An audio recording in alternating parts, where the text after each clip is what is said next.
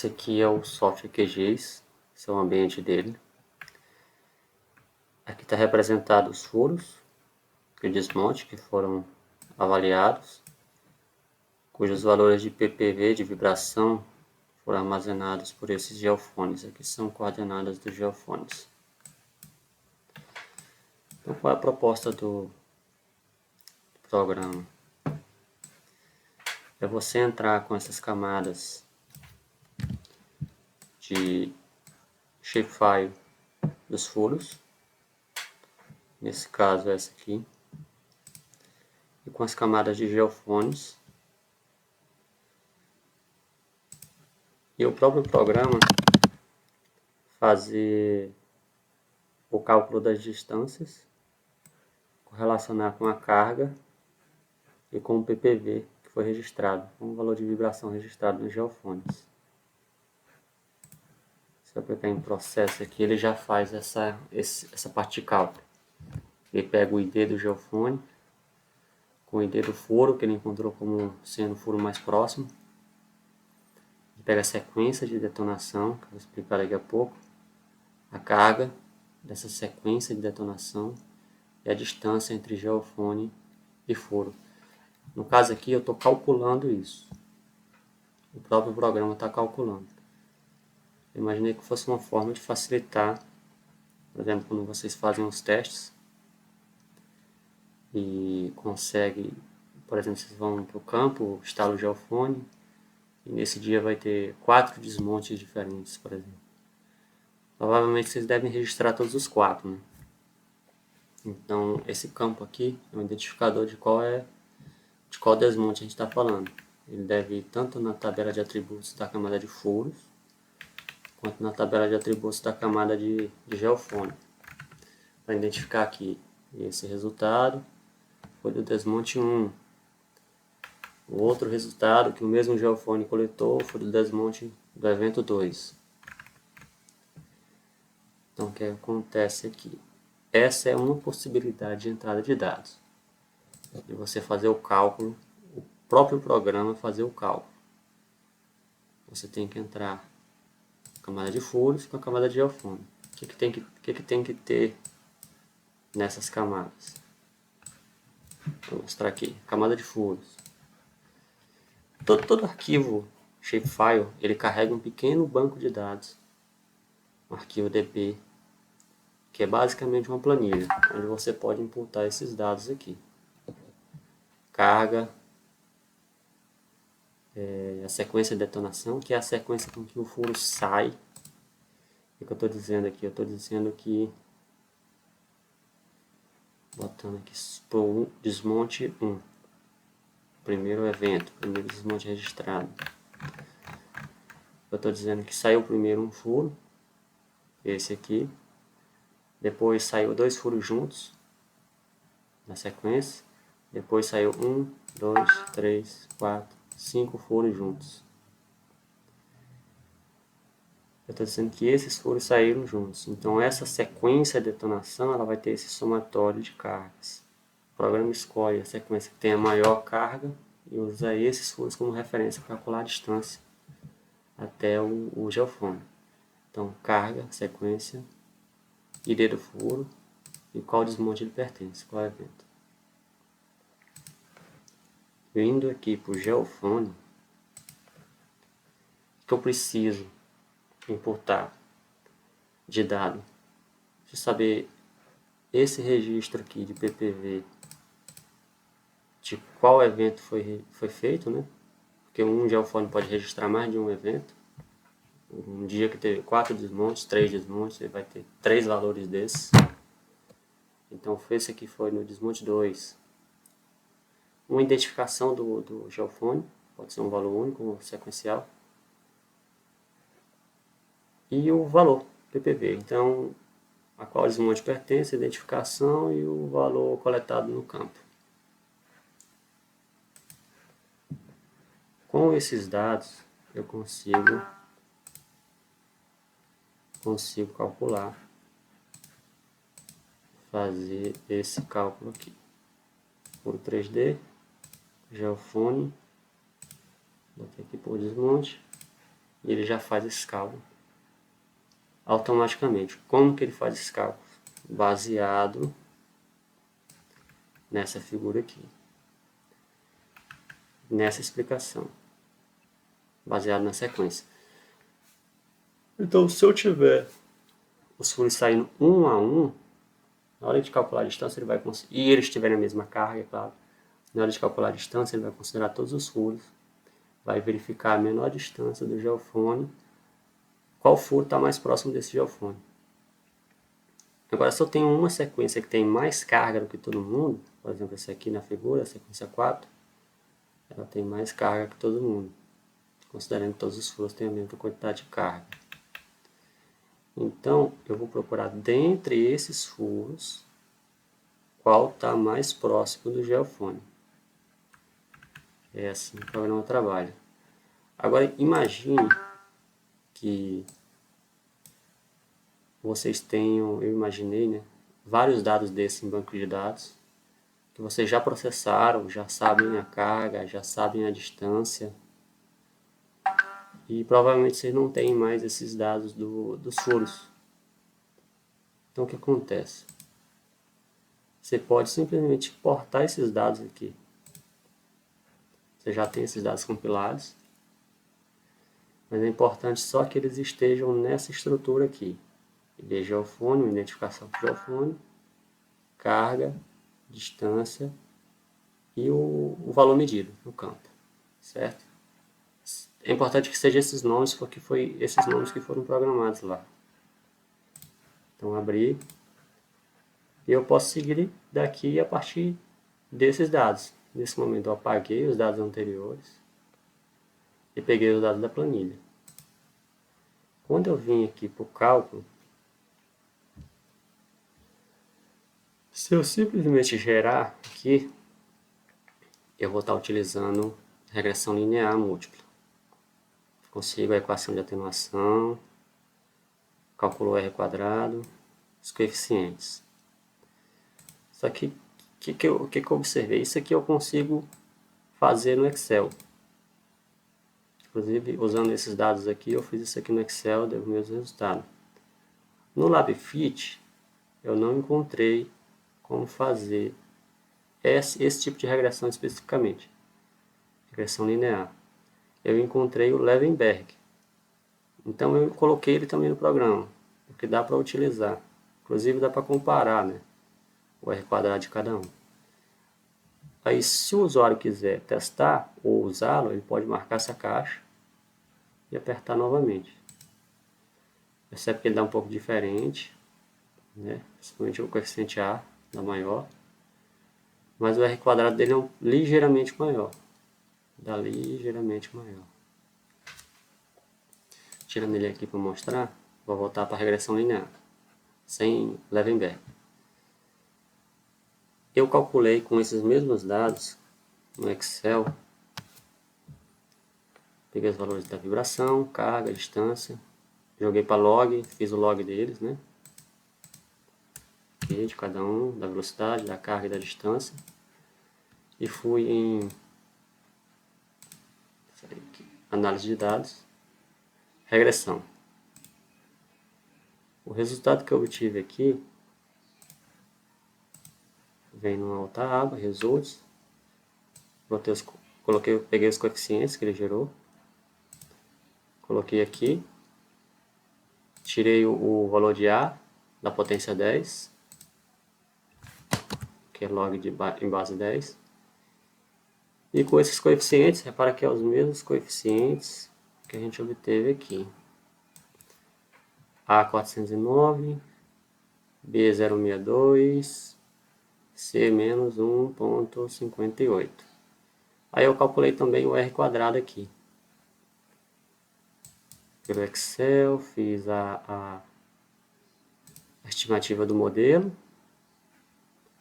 fiz o quadrado da diferença entre o real observado e o modelo, fiz o quadrado da diferença entre o real e a média dos dados reais, e calculei o R quadrado aqui, com esses valores. Tem o mesmo resultado. A mesma coisa eu fiz Esse aqui que eu fiz no Excel. Esse aqui foi uma outra tentativa que eu fiz usando álgebra, usando essas equações, só que não ficou muito bom. Que eu usei nessa parte aqui. O R quadrado ficou baixo. Aí esse método não coloquei no programa. Só ficou esses dois mesmo. Essa regressão linear múltipla e o Levenberg. Para demonstrar o Levenberg, aqui no LabFit, eu já imputei aquela mesma planilha, que são esses mesmos dados aqui, que eu botei no programa agora. Se eu usar aqui a função do usuário, a equação de atenuação, 3 parâmetros, A, x1 elevado a B, vezes x2 elevado a C. Ok. O Levenberg pede um chute inicial, então 0,1, 0,1, 0,1, está zerado. 300 interações, ok.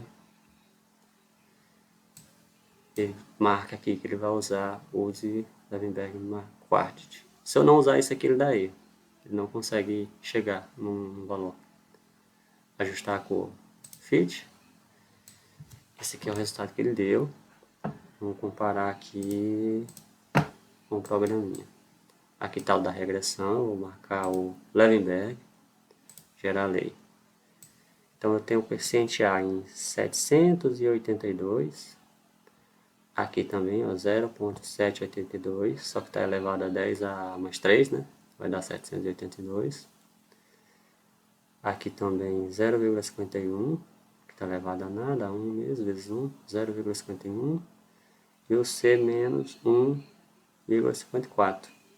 Aqui menos 0,1545. Que aqui é elevado a vezes 10. E também o R quadrado 0,8235. 0,8234. Um erro aqui em diferença na quarta casa decimal. Daqui para frente, ou eu imputo os dados por aqui, ou eu imputo os dados por aqui. Tem essas duas opções. Daqui para frente, será um gráfico disso aqui, né? Eu posso fazer a simulação disso aqui. Para se eu apertar aqui em simulação, ele vai dar erro, né? Ele adicione a camada plano de fogo da simulação. E posição dos furos de desmonte. Certo. Por quê? Porque a gente tem que vir aqui, pegar essa etapa de simulação e colocar os dados dela. O que tem aqui? Que dados são esses? Bora olhar.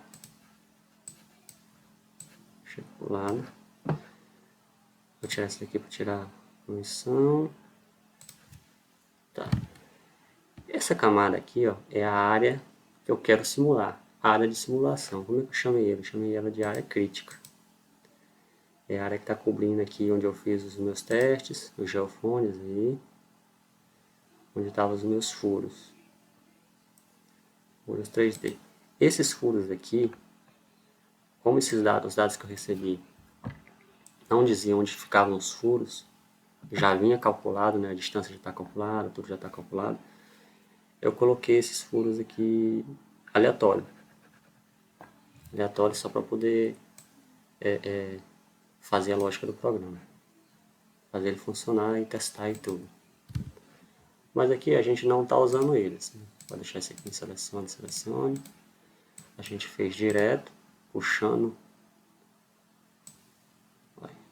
o valor por import, né? E agora vamos fazer a simulação. Fizemos a regressão, vou usar aqui o normal.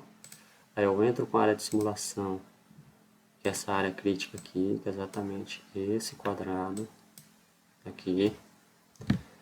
Aí eu entro com a topografia, que eu vou precisar de uma topografia em cima dessa área para atribuir ao meu ponto de simulação a coordenada Z. Então eu entro com ela, vamos ver como é que está essa topografia aqui, contornos. Ela é essa aqui. Esse dado ele pode ser tanto uma camada de linhas, quanto ele pode ser uma camada de pontos. Eu deixei essas duas possibilidades. Mas é muito importante que seja uma camada 3D.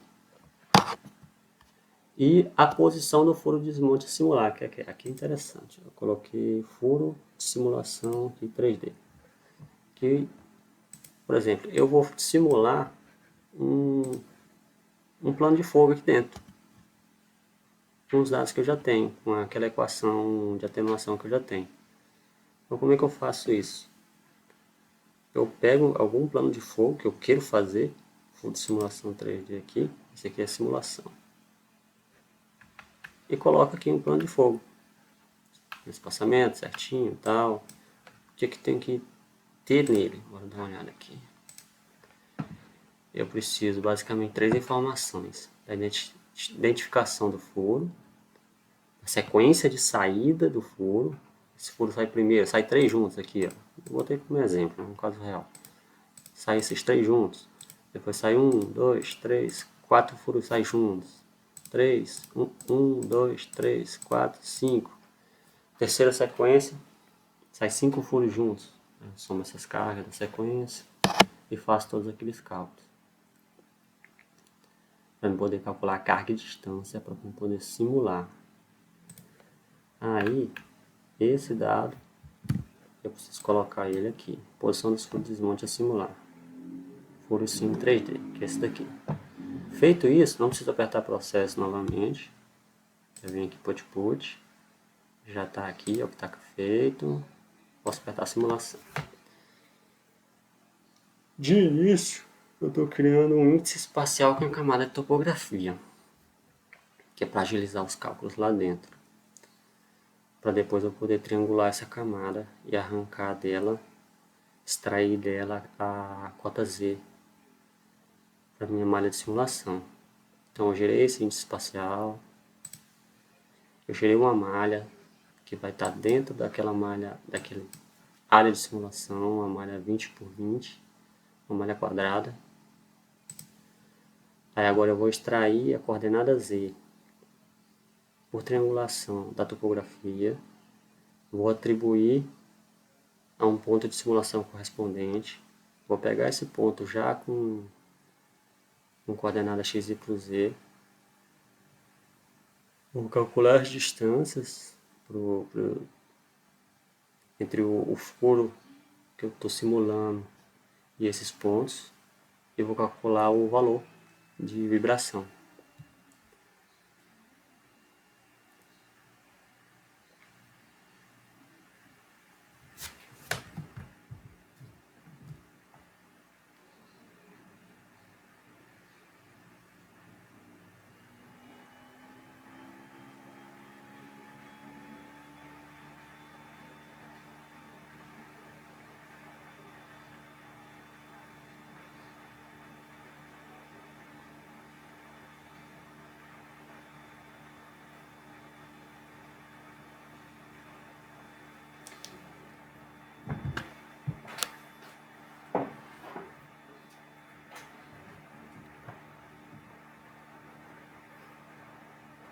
Pouco demorado.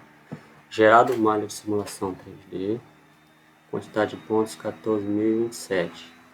Assim, não por acaso eu fiz aquela topografia de forma que ela não cobrisse toda a área de simulação. Por quê? Já para me simular erros que iam acontecer e já para me programar respostas para esses erros quando eu estava fazendo. Então, como a topografia não cobre toda a área, eu não consegui extrair coordenada Z nas regiões da área de simulação onde eu não tenho informações de topografia em cima.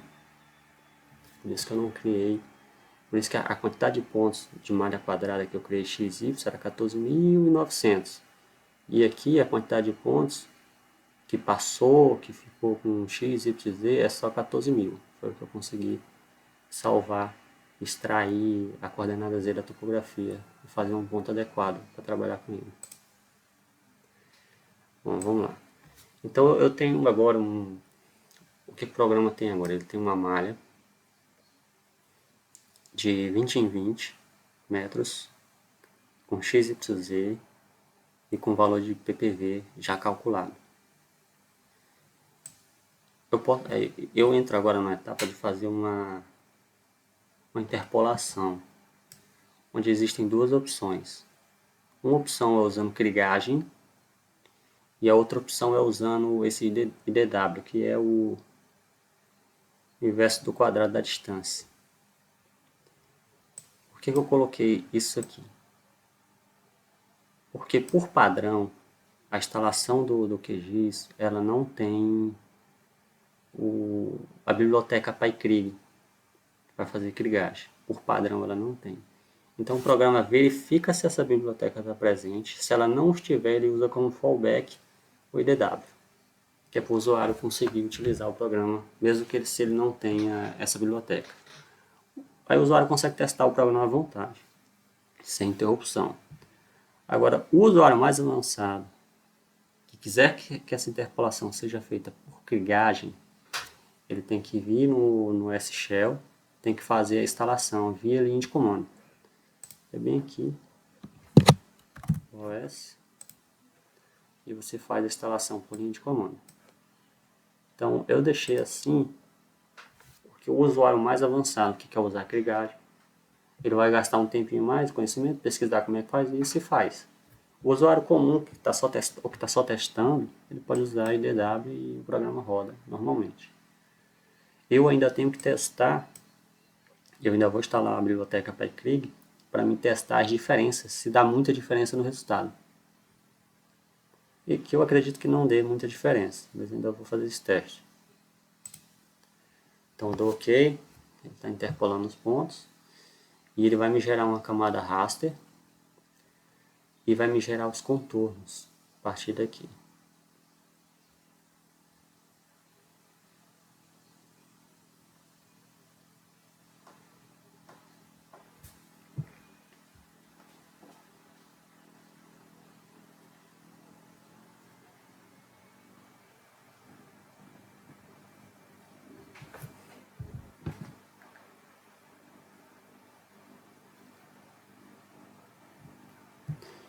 Então eu criei a camada raster, eu criei a camada, os contornos agora, os isovalores. Como eu não botei um valor aqui, o intervalo entre linhas de isovalores, ele botou o padrão de 0.5. Ok. Tudo pronto, tudo terminado, finalizado, a gente vai dar uma olhada agora. Essa camada aqui é a camada raster, vou botar aqui para baixo. Posso apagar ela. Vai me colocar aqui as curvas de nível. Para visualizar melhor, eu vou tirar aqui a camada de geofones. Isso, e ele está fazendo, ele fez as curvas a partir da camada de simulação, ó, que é o plano de fogo que a gente está simulando, que vai detonar. Aqui tem duas origens, você vê. Tirar a full simulação. Sai daqui e sai daqui. Por quê? Porque tem duas sequências que tem cargas iguais.